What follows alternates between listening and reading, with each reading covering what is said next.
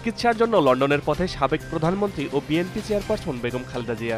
গতকাল রাত 11:46 হযরত শাহজালাল আন্তর্জাতিক বিমানবন্দর থেকে এয়ার অ্যাম্বুলেন্সটি উড্ডয়ন করে। বিদায় জানাতে সেখানে উপস্থিত ছিলেন বিএনপির মহাসচিব মির্জা ফখরুল ইসলাম আলমগীর সহ দলের শীর্ষ নেতারা।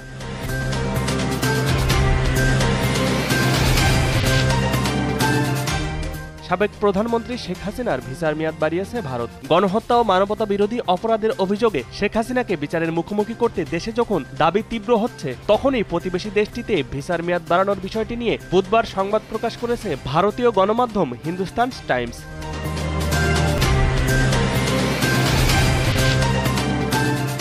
বৈষম্য বিরোধী ছাত্র আন্দোলন ও জাতীয় নাগরিক কমিটির জুলাই ঘোষণাপত্র নিয়ে আজ থেকে লিফলেট বিতরণ ও জনসংযোগ কর্মসূচি শুরু, যা চলবে আগামী 14 জানুয়ারি পর্যন্ত। রাতে এ তথ্য জানিয়েছেন বৈষম্য বিরোধী ছাত্র আন্দোলনের সেল সম্পাদক জাহিদ আহসান।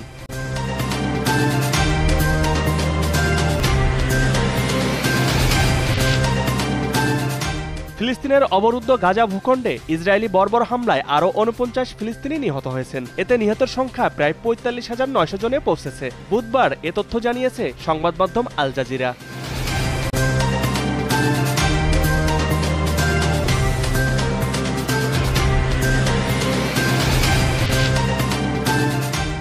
স্প্যানিশ জায়ান্ট বার্সেলোনার লিওনেল মেসি, নেইমার জুনিয়র ও লুইস সুয়ারেজের সেই আক্রমণত্রয়ী যে কোনো ক্লাবের জন্য ছিল আতঙ্কের নাম। তবে বর্তমানে তারা আলাদা দলে খেললেও আবার একত্রে মাঠ কাঁপানোর ইঙ্গিত দিয়েছেন ব্রাজিলিয়ান সুপারস্টার নেইমার।